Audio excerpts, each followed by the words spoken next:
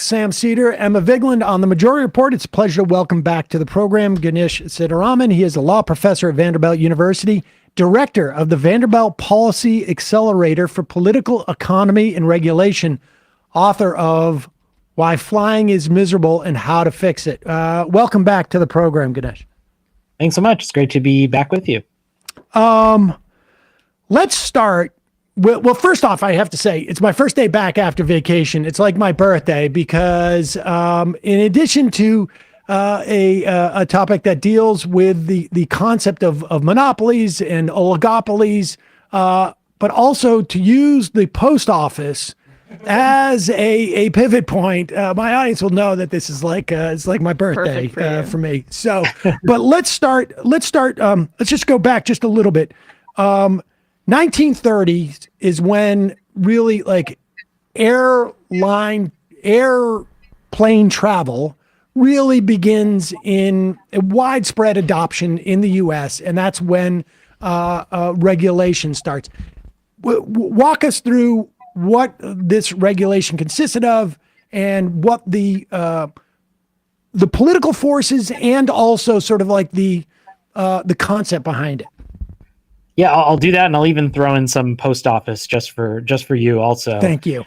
But you know, in the 1930s, as the airline industry was developing, what Congress recognized, and they recognized this for many generations before, is that some businesses are unlikely to be competitive, and as a result, they are going to need a special kind of regulation. And it's not just because they're unlikely to be competitive. It's also because they're critical services. And the post office is actually one of these great examples of this. You know, when you go back to the post office and you think about what it does, it provides this huge network for communication across a gigantic country that we have in the United States. And one of the ways that it does that is it ensures we have service in lots of different places. Some places might be higher cost because they're farther away, they're really remote, but it still is the same price to send a stamp. If a stamped letter, if you're sending it from New York to Alaska or Wichita, Kansas, versus sending it from New York to Washington, D.C., even though it's more expensive to go farther and to those remote places. And the model that the post office offered was really kind of similar to the one that we had for airlines. And the idea was you have this network that you want to deliver this important, essential infrastructure service to across the whole country. But competition isn't going to work that well because of how important it is to have scale and a large size to a network. And you want to be bigger if you're an airline and if you're the post office. You need to serve everybody for it to be the most useful service. And so what Congress decided was they were going to create a federal agency called the Civil Aeronautics Board. And they were going to allocate routes to different airlines, which basically meant that they would tell the airline, you know, we'll let you fly from New York to Washington. But when you got a good route like New York to Washington, which is going to have a lot of passengers on it and a lot of you're going to make a lot of money off of that route, we're also going to make sure that you fly some routes that might be not as lucrative. So maybe you've got to fly Seattle to Alaska, for example. And then the second thing is we're going to regulate prices. And you had to do that because it would be very expensive to serve the flight to Alaska. And nobody in Alaska would be able to afford to take that flight if you actually charge the cost of running that plane back and forth. And so they charged instead over time, and there was a lot of changes over the decades, but ultimately landed on an approach that was charging equal fares for equal miles. And what that means is you paid a price based on how far you were flying, not based on how big those cities were or how competitive they were. If you're flying 150 miles, or 250 miles, you're paying the same price, whether you're going to some place that's a huge city or a smaller city. And that meant it was affordable for people, and you just paid more if you're flying longer distances, which sort of makes sense. It's more expensive to fly a longer distance. So that was the system that we created in the 1930s. And for competition purposes, you had to restrict entry into the system. And the reason why is if you let anybody start an airplane, what they would do is they would just fly New York to Washington. And they would forget about Alaska. They would forget about Iowa. They would forget about Kansas. They would forget about all the different parts of the country where we need and want service. And they would just serve the biggest cities that have the highest volume. And then you'd be left with other airlines trying to serve these other places at higher cost. They wouldn't be able to do it, and the whole system would collapse. And so the challenge that Congress dealt with was you wanted to have a kind of Goldilocks. If you have too much competition, and you just let everybody in, you'll have rate wars. Companies will go bankrupt trying to serve a lot of places, and then you'll end up with consolidation. Or you'll just have that consolidation into monopolies. And so you needed this kind of regulated competition to balance that. And this system basically worked pretty well. For about 40 years, from the 30s to the 70s, we had more people flying, we had lower prices, and we had lots of innovations like the shift from propeller planes to jet engines. All right, I want to get deeper into that, but in that beginning, I mean, the post office is mentioned in the Constitution, right? I mean, Congress has specific authority to set up the post office, and I think like postal roads, essentially roads that you build because we want the how much of the initial of the airlines when they started in the 1930s. Could Congress have had an option of saying like, these are roads in the sky?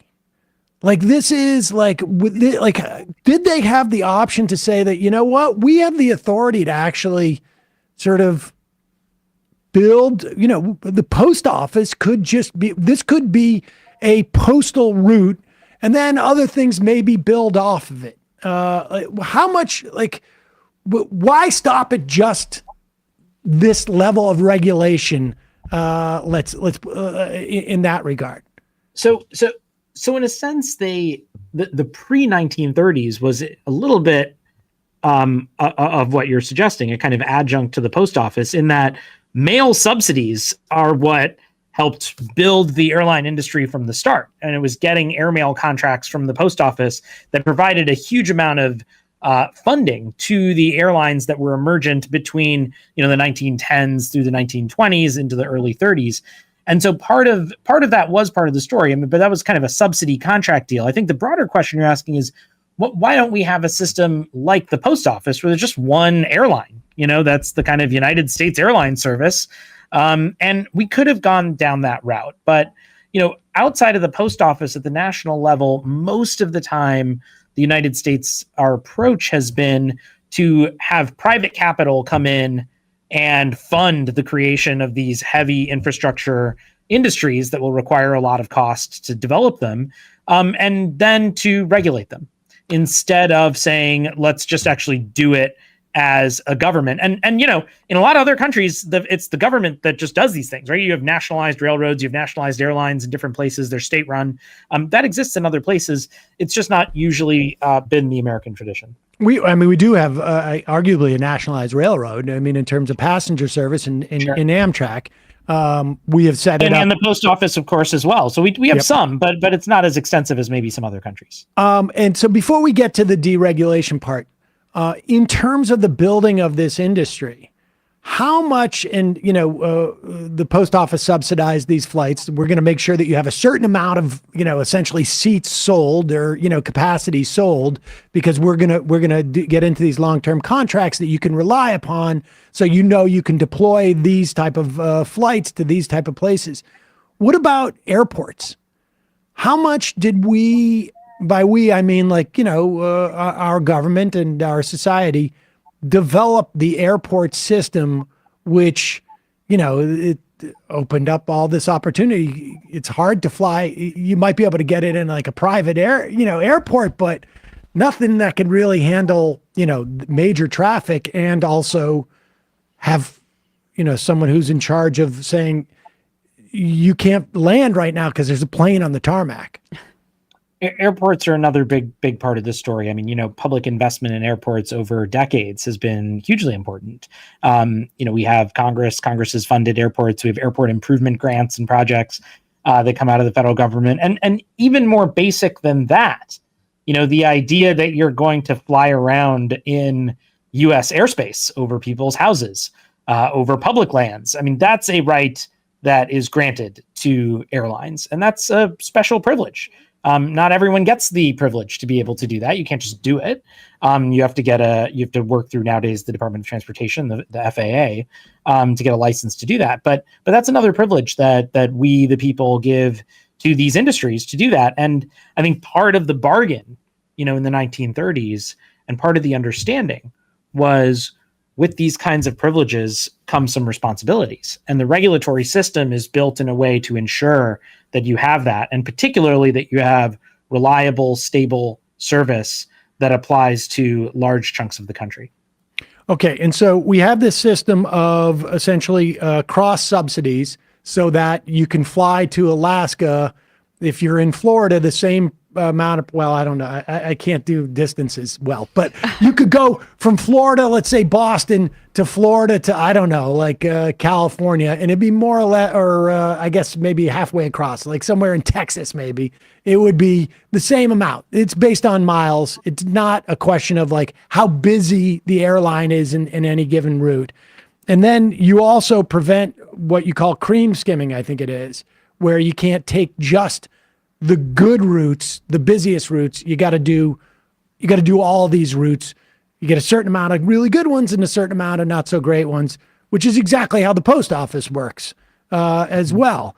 What was happening with if prices were capped?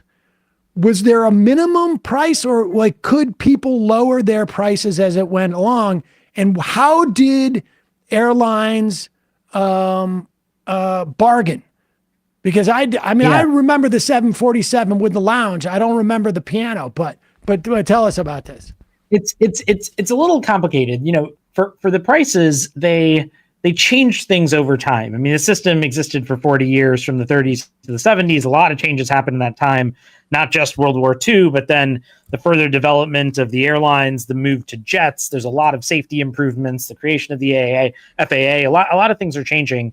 And with that, the regulators are also changing how they think about pricing. And so they do it differently at different periods. But by the end, part of what they're doing is a few things. One, there are limits on prices to make sure they're affordable, but there are also some minimums, because they don't want the airlines to be so competitive on price with each other that they all start going bankrupt and then need either subsidies from the government or the taxpayers, or to be bailed out in some ways, or to just lose all the competition. So there's sort of again, this kind of Goldilocks thing where they want a little competition, but not so much. The place where this encourages a ton of competition is in the quality of service. And so by the 70s, as you mentioned, with the piano bar idea, you're getting airlines competing in really significant ways over making service better. So you never had to worry about regulating how small the seats are or how big they are, because the incentive for the airlines was to make them comfortable and to make them bigger, because that's how you got customers in a world where prices were controlled. You got better food. I mean, they had steak dinners. You got free alcohol in coach. That was, again, to attract you in.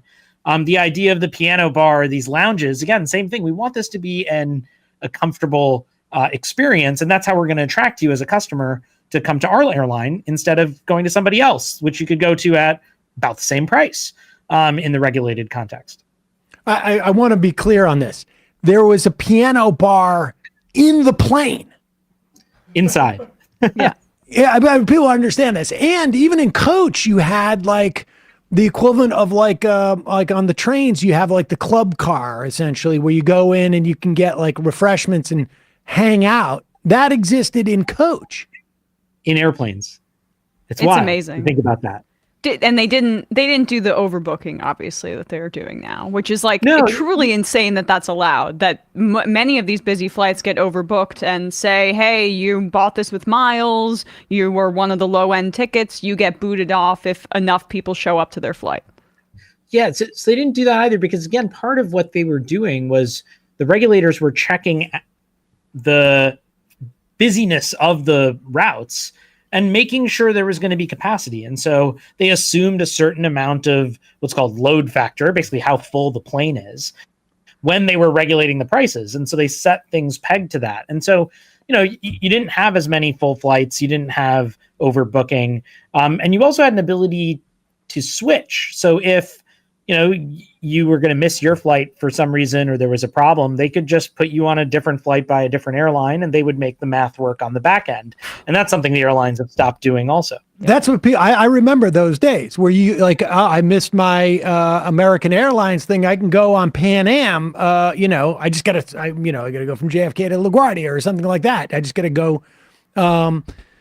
we just in terms of like, just because I want to talk about the sort of get into the sort of like the dark ages when the deregulation went away, but where else is this analogous to within the context of U.S. society? Because the post office is not analogous in terms of the post office insofar as we more or less, quasi operate the post office.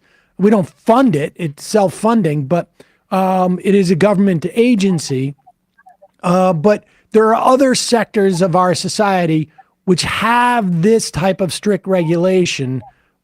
Just walk us through those so that people understand that this was not that unique in the context of American society. Once you classify airlines as an integral part of building national security, cohesiveness, et cetera, as a utility. Yeah. In fact, it goes way back. I mean, the idea that there are some businesses that need a special kind of regulation because they're unlikely to be competitive sectors and they provide really critical services for commerce, communication, cohesion, national security, resilience, really goes back to the Middle Ages. And in England, you would see wharves and innkeepers all regulated with these kinds of rules. It was called the Law of Innkeepers and Common Carriers back then. In the United States, that expanded into covering, the railroad, motor carriers, which is buses and trucking, maritime shipping on the oceans, and domestic water carriers as well. Airlines, of course, as we've been talking about. In the energy sector, oil and gas pipelines and electricity. In the telecommunications sector, the telephone was governed under similar principles. Banking was also governed under similar principles. In each of these areas, the system was a little bit different, of course, because each of these sectors is different. Oil pipelines are not the same as banks, and neither are the same as telephones. But the basic core idea is if you have these geographically spatial networks, you have these essential services, they're unlikely to be competitive for really important reasons, and we need to think about governing them differently, really applied pretty consistently, and the same regulatory tools applied as well. What also, and then this is maybe outside of your portfolio, but we also see this in the context of insurance. We have, our insurance markets are heavily regulated, particularly even health insurance, where prices are not necessarily, where they are capped essentially by our regulators. But I only raised it because, health insurance companies don't seem to me to be crucial in the way that having an airline industry. Like, I'm not convinced. Like, there seems like there's a lot of evidence that we could get rid of health insurance companies and do just fine with, let's say, a single payer system. Half the country is on something like that already, practically. So I think insurance and healthcare are interesting cases from this perspective. Insurance has a little bit of a different history than these other regulated sectors, because in a lot of cases, these are network industries, or they have high capital costs to come into play. You maybe needed a special privilege from the government to say, lay down your railroad tracks over people's property or put up your telephone poles.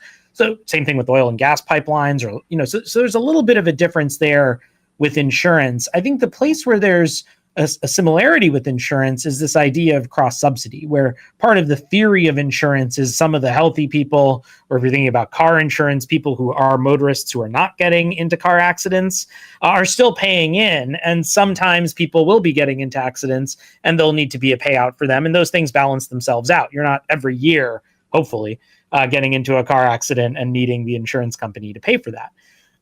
So there's a similarity there in the cross subsidy part. I think the bigger similarity might be healthcare, which is different than health insurance per se. Right, but we don't govern healthcare in the United States like a public utility, like a network or a platform, in the way these other areas had been governed.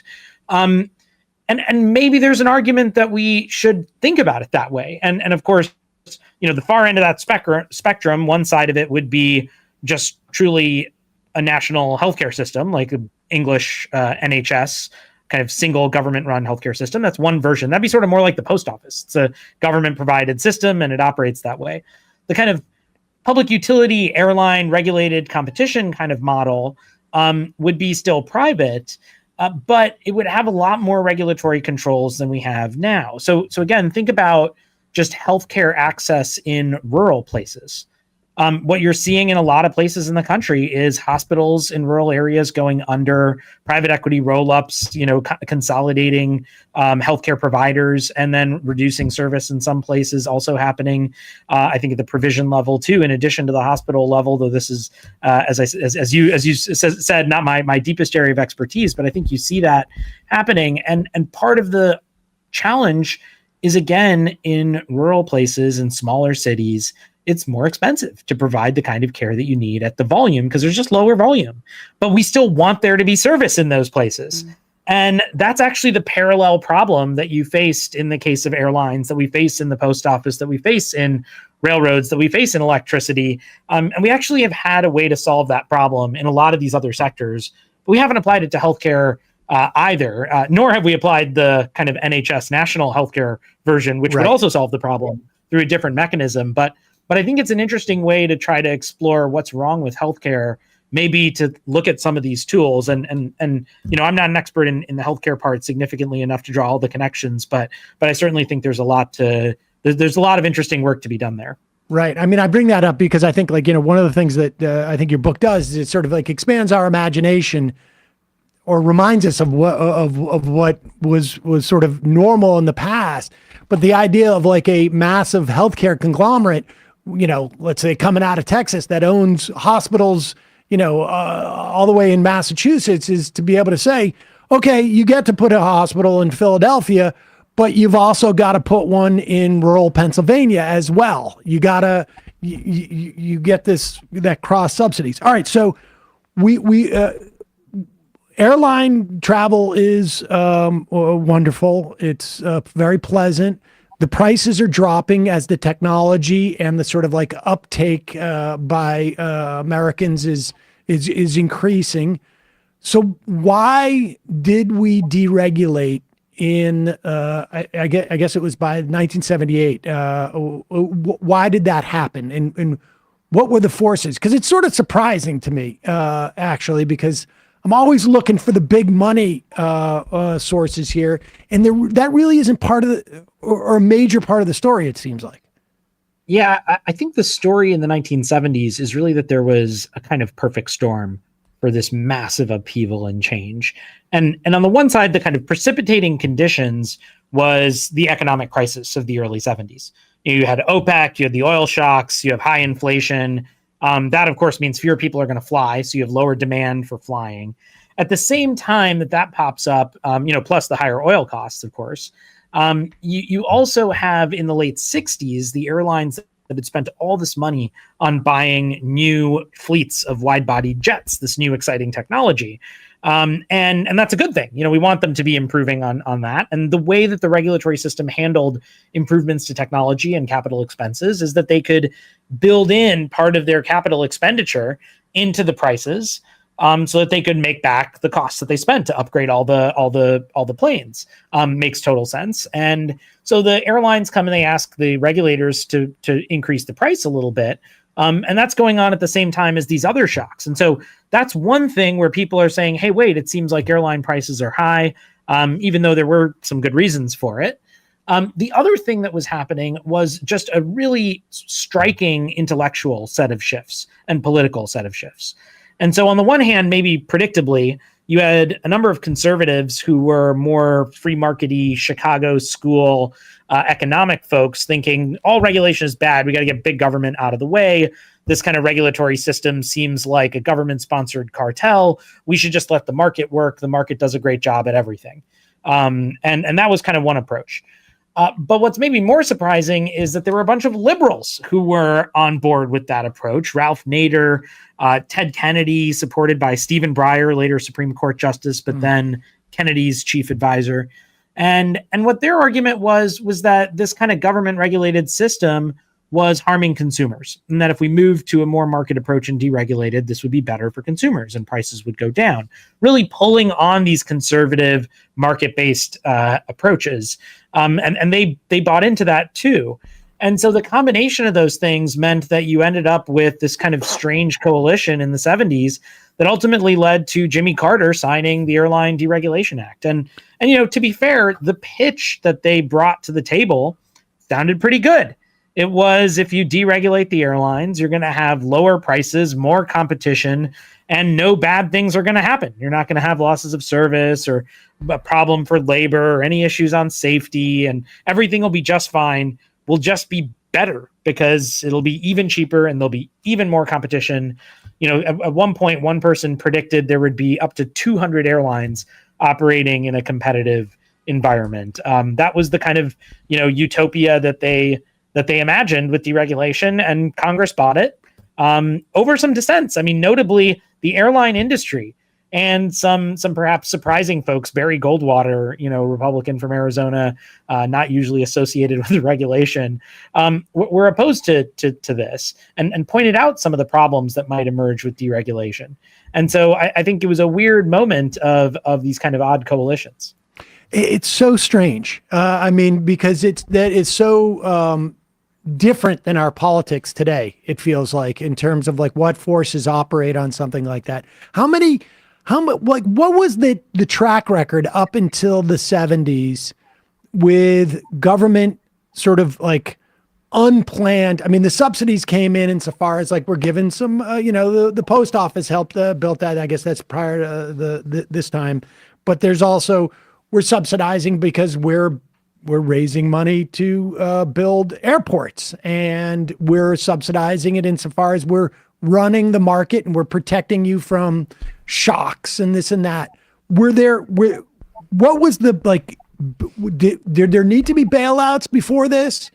Because this one crisis of like, it's like an end of history crisis, it feels like. And then of course, like all those neo-libertarians from Chicago and Milton Friedman are just ready there with this sort of like, maybe freshman in college, ready-made answer that sounds like it's going to work. And some people bought it.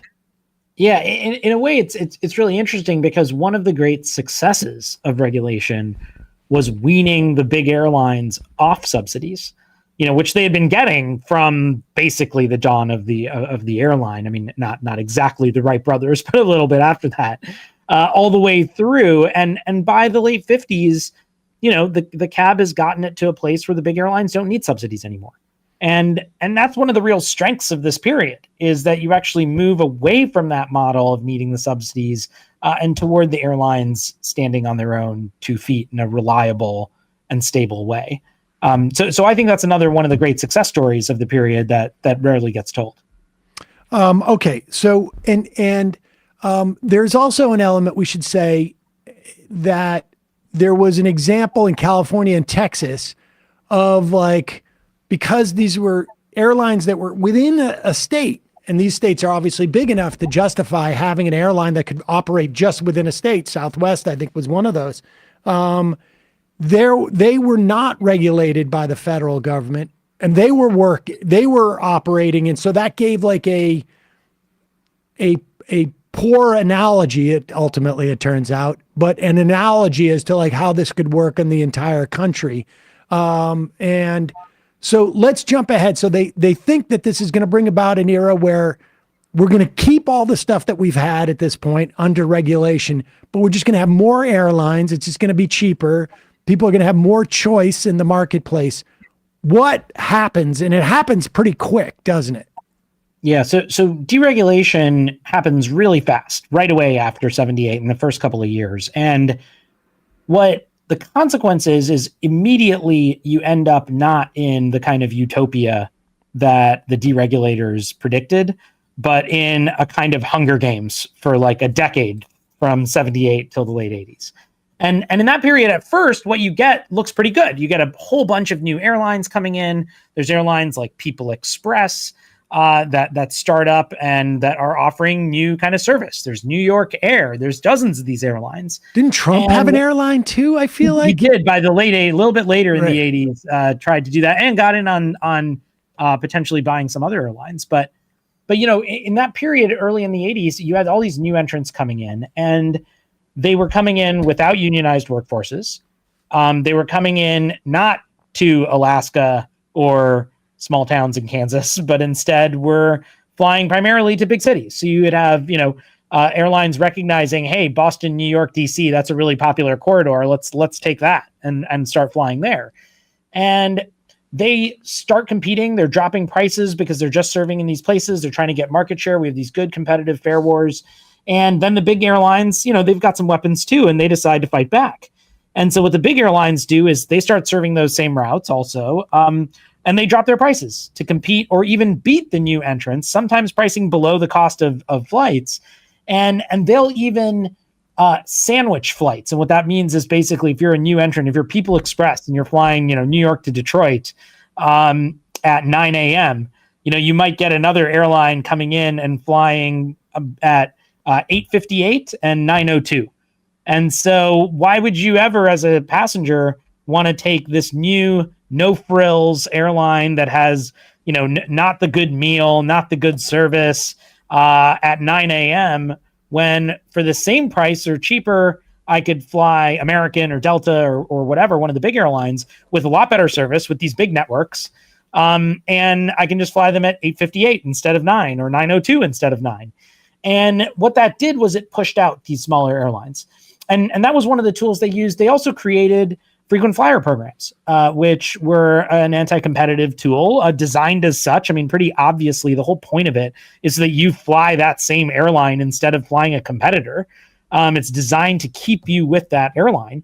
That emerged in the 80s. And people in the 80s thought these were anti-competitive and a form of white-collar crime even, that they shouldn't be allowed for that reason.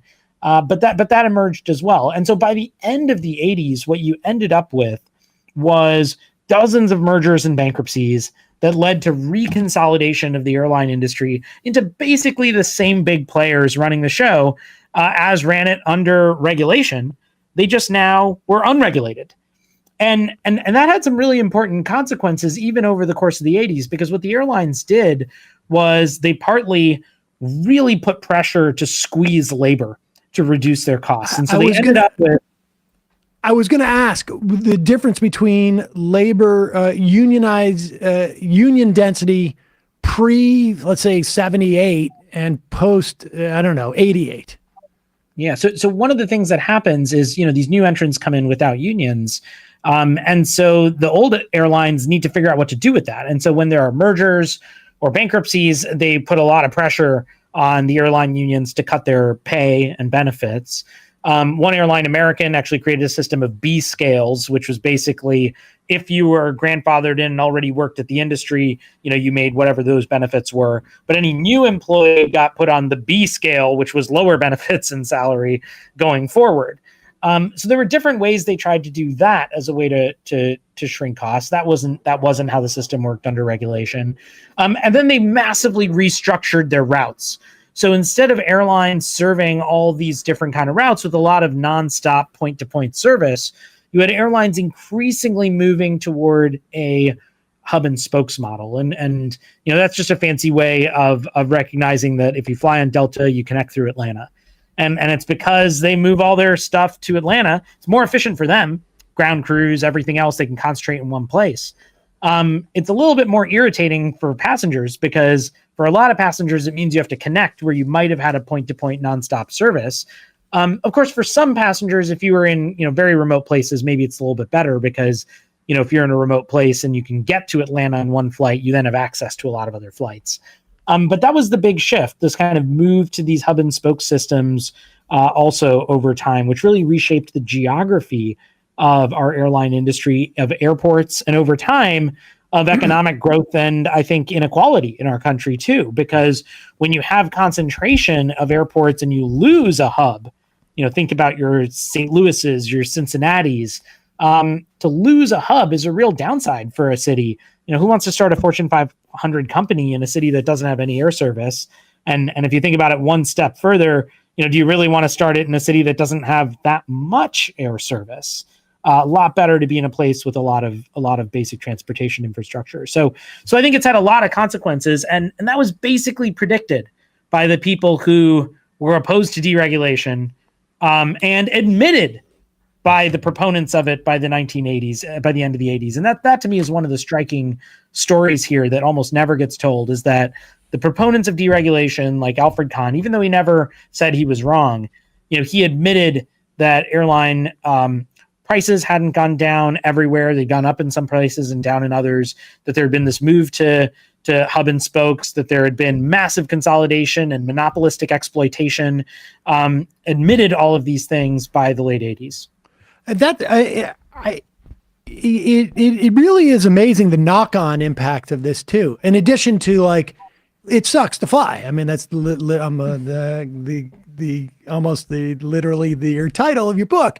But the labor density issue, and I wonder how much of, if in the course of your research into this, that in the 1970s, there began this sort of hostility within the Democratic Party, in certain parts of the Democratic Party, to organized labor and unions, right? I mean, you have the McGovern Commission that sort of changes the way that the primaries happened and made it more democratic, small d democratic, but also was meant to sort of, take some of the power away from labor unions. We are just years away from by the time we deregulate, from Reagan breaking the PATCO union with the air traffic controllers. Was that a question? I mean, I don't perceive Ted Kennedy, although I don't really know, as being necessarily hostile to labor. Stephen Breyer, I don't think is a particular champion or was, as a Supreme Court justice, to labor, if I remember correctly. But how much of that played in this sort of like stew that pushed the deregulation? So I don't think that the challenges and problems that labor would face after deregulation from the airlines were a kind of major motivating factor for some of the proponents of airline deregulation. They may have kind of willfully been blind to what was going to happen. I mean, I described this in the book, a couple of little stories from the book. One is, one of the heads of the airlines says to Congress that this is going to be basically an assault on labor if you deregulate the airlines. He then later, as head of one of these airlines, becomes one of the main people assaulting labor in the 1980s, and is deeply hated by the labor unions by the late 80s and by workers in the whole industry. A guy named Frank Lorenzo. But he said that's what was going to happen. I mean, so there was some notice that this is what was going to happen. But I think they were not motivated by it, in part because there's another story that I have in the book of Ted Kennedy, who, almost a decade after deregulation, meets at some cocktail party or something, one of his former aides who worked with him on the deregulation project in the 70s, sees him and goes up to him, and the guy comes up to him just to say hi to, his old boss, Kennedy. And Kennedy just starts like yelling at him basically about deregulation and saying how it's been crushing the unions. And you promised to me that the unions would be for this and that it would be good. It would be okay for labor. And that's not what's happening. And he went on about this, and, I don't know if he regretted it fully, but he certainly seemed like he was quite, in the reports of that conversation, was quite exercised on behalf of labor, that this had been a real problem. And so I think there's a real story there that, whether or not it was motivated, it is something that contributed, and that, probably wasn't taken anywhere near as seriously, certainly by some of the proponents, as it should have been. It's just so hard, I think, having a political awareness in this era and contemplating such a massive change like that without there being, some huge pot of money that somebody thinks that they're going to make. And even the people who are going to make it were sort of against it on some level. And then just these knock-on things, the financialization of these airlines, they're basically functioning as like, half their business, it feels like, is some type of like credit deals that they're making with credit cards over these airlines. And then I think like that untold story of what it's done in terms of not only wealth disparity in terms of cities, increasing the rural urban divide in this country. I think you can also trace the sort of like why Congress has become so stratified, where you have now, 10 years ago you had, or 20 years ago, you had 250 seats that were up for grabs at any point in the House. And now it's down to like a dozen or two that are up for grabs because people self-sort based upon their desire to travel and to get to places and the type of business they do. Let's also I want to touch on this before we get to the final part of your one possible solution that you have to this, is this notion of common ownership where there is a de facto coordination, maybe de facto is the wrong word, a coordination amongst the airlines so that they have really developed an oligopoly. Now we're back to where we were, except for without the regulation that makes sure that they don't function as an oligopoly or have that type of ability to sort of screw over consumers, but also society and citizens insofar as these knock-on impacts. Yeah, I think one of the things that you see is that we just have a lot less competition in the airline industry nowadays. And there's a bunch of ways that works. One is if you just think about cities, if you're a city that only has service from one or two airlines, that's low levels of competition. That usually means higher prices, worse quality of service. If you're a big hub, if you're flying to or from one of these big hubs, you also pay higher prices and will have probably challenges too because of the monopolization at these hubs. Airlines now in some cases will have 70, 80% of a city. What that means is that if you want to go anywhere and from that city, you can fly direct on that airline, or you can connect using some other airline. Well, you're going to fly direct. And then when you add to that in some ways, the big three don't really compete. And even Southwest also, if you've ever noticed, prices always seem to be basically the same between so-called competitor airlines if you're flying to some places. That's part of that story. And what some economists have shown is that part of the reason for that is that their ownership is the same. So the folks who own, say, 25% of one airline also maybe own 30% of another one and 20% of a third one. And what that means is that the airline managers understand that if what you care about is benefits to your shareholders, and your shareholders are overlapping, well, then they don't actually benefit if you compete. They actually benefit if you collude. And so there's an incentive there, and nobody needs to have a, hidden conversation in a smoke-filled back room or something. Like, everyone just understands that's how it works. And so that also can encourage, folks have suggested, this kind of anti-competitive behavior. So in a bunch of ways, we have less competition now. And even at the big level, when you look at it, the biggest four airlines in the country have a larger market share now than they did in the 1970s under regulation. I mean, that's astonishing. Those investors, yeah, these investors aren't, they're not individual. These are big institutional investors, right? I mean, that like whatever it is, some massive hedge fund owns 20% of you and 20% of Delta and 20% of whatever it is, and that's the way it works there. And that's, I think it's a real challenge. And there's some law professors who've argued this is straightforwardly a violation of the antitrust laws and something that we need to grapple with. Okay, so your one of the things that you talk about in dealing with this is not re-regulation necessarily, although I mean I wonder how possible you think that is, but the idea of introducing basically a public option, which is sort of like on some level modeled from what was proposed in the initial Affordable Care Act, actually. In some respects, that put in another competitor into the marketplace. But tell us about that one and why not re-regulate?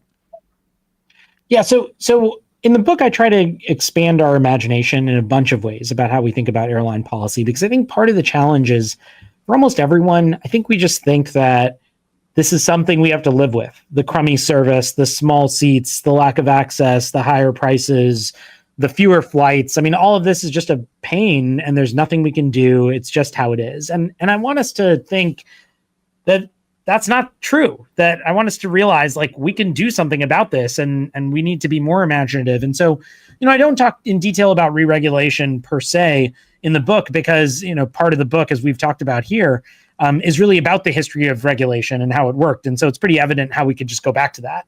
But what I want to do is explore some other opportunities and other ways we could think about this. I talk about having a single national carrier, the kind of post office model, just one, it's a monopoly, it's national. That's an approach. There's the old AT&T model. It's one, it's regulated, but it's private. And so still one carrier. And those two things help us think about what would be the pros and cons of a single national system where you truly have universal scale. That's interesting, but it's also problematic. There's no competition. Maybe there would be some downsides to innovation in those contexts. I think a public option is another approach that could be interesting, as you mentioned, where you could imagine having a public carrier alongside a private carrier. That's actually the model Australia had for a long time, their 2 airline policy. And the nice thing about that is the public carrier will ensure that the private actor stays competitive on price. The private actor will ensure that the public carrier stays pretty decent on quality. And you can imagine that kind of 2-party competition dynamic working. But, I ultimately, I don't think that approach or nationalization is likely in the short term or even medium term. And so what I really focus on is systems of regulated competition that draw from the history that we have and are inspired by them, but try to solve some of the most acute problems that we face today. My hope is that some of those things, even if they're not as bold, might actually be able to get bipartisan interest from people all around the country. If you had, let's say, a public airline, we call it public airline, and it is run or the government pays for it, and they the only difference is there's no the board of directors does not. They're not shareholders per se. And how would that compete against airlines that don't have the responsibility that presumably a public one would to we're going to hit every airport. We're going to service every airport in the country, or we're going to, including regional airports, let's say. How would that compete? Or it just would need certain amount of subsidies, but I guess we would make it back. We wouldn't have to have bailouts as much because this airline goes under. That's all right. And then we just have more business on public airlines. Well, the way it worked in Australia, which I think would be the kind of model for this, is you would have to standardize a bunch of the terms, which would mean flying to certain cities. And in the Australia one, the airlines, the public and the private, had to fly to all the same cities, and they had, some similarities in what their mandates were, and then they could compete within that. And so that was a place where, if the private sector could do better, it would do better, but they weren't allowed to do better by dropping a bunch of cities that we want to have service. So that's the way you would have to solve that problem. It's really the fascinating stuff, and I think it's really helpful for people to sort of get a grip of what is possible, and just the idea. I mean, you're the director of a center that has political economy in its name, and this is a prime example of all of these things are just decisions that we make, that the economy does not exist in nature. You don't pick it off a tree. We're creating it. I really appreciate you coming on. Ganesh Sitaraman, law professor at Vanderbilt University. The book is Why Flying is Miserable and How to Fix It. Thanks so much for your time today. We'll put a link to that at majority.fm and our podcast and YouTube descriptions. Thanks so much for having me. It's great to be here.